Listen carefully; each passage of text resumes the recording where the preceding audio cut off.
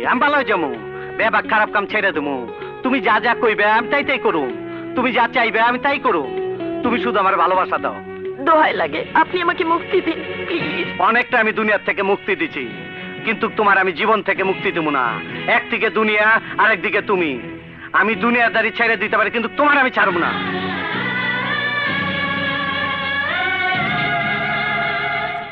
চাইলে তোমার এক্ষুনি আমি উঠাই নিয়ে যেতে পারি, কাজী ডেকে বিয়ে করতে পারি, তাই তোমার আমি জোর করে কিছুই করুম না।